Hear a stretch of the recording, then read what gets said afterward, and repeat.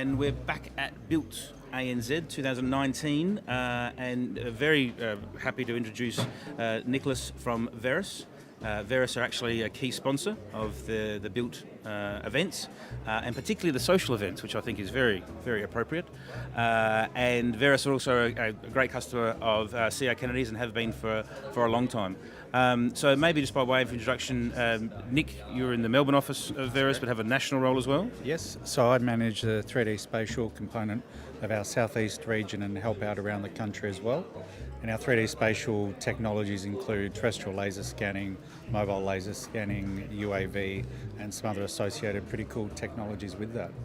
And embedded in that team are our 3D modelling capabilities, which is really exciting, and a lot of interesting work we get to do across the country. And of course, I know you guys were 3D modelling well before the term BIM came up, but have you had to expand or change for the BIM deliverables that everyone here is probably asking for? Definitely. We've had to refocus on our architectural type of deliverables, and that comes down to the interpretation of the data sets. We were used to interpret things as land surveyors, very much rigid in the way we modelled. And then we had some architectural-minded people came on board and really helped to develop our models to a more fit for purpose for the clients. And that's been probably one of the most exciting things about the BIM technology that's come on board. And of course, you're a key component in a lot of the BIM discussions. So you're over in South Australia for BIM SA. You've been sponsoring here and been involved with other events. So is that a key area that all surveyors, do you think, are having to embrace? Oh, definitely. Our clients are now demanding the type of models that they can use straight away, rather than taking data sets and having to reinterpret them themselves.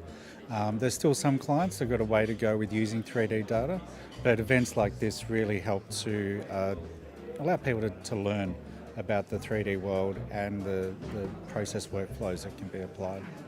Now, the not so much million-dollar question, but you've been talking about your clients, which I assume means designers, architects. But what about in most cases, the owners of the facilities? Are they getting engaged enough to require this information? They're very much engaged. Whether they fully understand the technology is probably sometimes debatable. But companies such as ourselves and our clients help take those asset owners on a journey to be able to realise the potential of these data sets.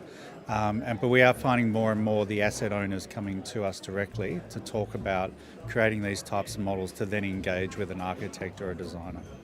Fantastic, capturing reality. So BiLT, this is second BiLT? It is for me, yeah. Fantastic. Is there anything on the program that you're particularly interested in seeing, apart from all the fantastic Leica presentations? Of course. I think for me it's just to be able to engage with the community. I find Melbourne in particular has a fantastic BIM and architectural design community that are really open to sharing knowledge and technology. I'm not a Revit guru myself, so I've got some of my team members here today that are participating in the more nuts and bolts presentations.